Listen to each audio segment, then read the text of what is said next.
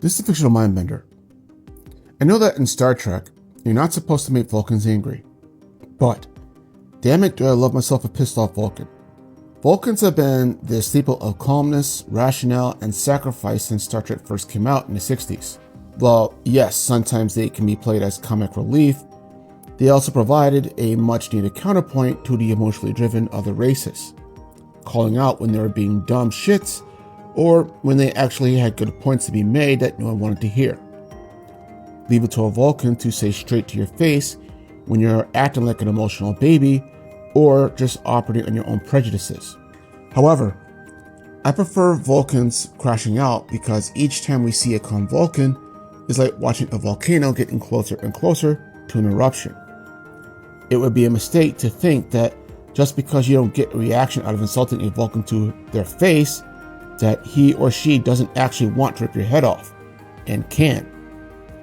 I love how they are portrayed in these states as angels turning into devils through something as subtle as an intense stare or a tenser body posture than normal. And that when they do go off, the reaction of everyone is shock and almost dread that they're witnessing the beast coming out of the cage and just now realizing how big and dangerous that beast actually is. Because that's what Vulcans are to me. Well-dressed and mentally disciplined beasts that, despite appearances, barely control themselves for fear of losing themselves.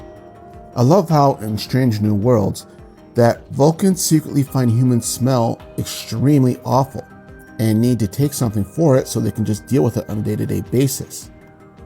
And when young Spock doesn't have his Vulcan control for a day, he becomes uncontrollably sarcastic and has a borderline violent hair-trigger temper for something as simple as wearing your suit wrong.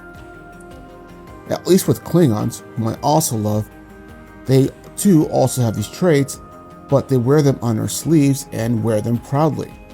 They want you to know that they are dangerous because they are that dangerous and they own that shit. Vulcans, contrastly, are not proud of this because it almost led to them wiping each other out. And it makes you want to see a movie or an episode where Vulcans never learned logic and do run rampant across the galaxy like an uncontrollable hurricane. Even better if they had them engaging in a war with the Klingons.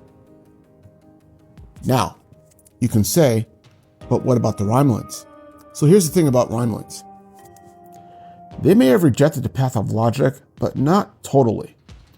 Romulans are more emotional and much more racist than Vulcans, yes.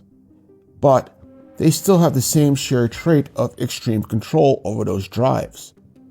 It's just that Romulans learn how to better control them, much like other races do, while also barely concealing that same beast through the bars of the cage.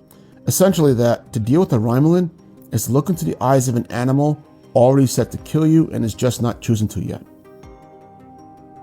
That said, because they embrace this side of themselves, that also means that they lack the shock value for me. Everyone expects Romulans to stab you in the back at some point. No one expects that from Vulcans. And when they do, they'll look you dead in the eye and give a perfectly rational and logical reason for the betrayal or why they're killing you. And it's this nuance that makes Vulcans not only the most dangerous species in Star Trek, but also the most fascinating. Pun intended. But let me know your thoughts below. This is Fictional Mindbender and have a good day.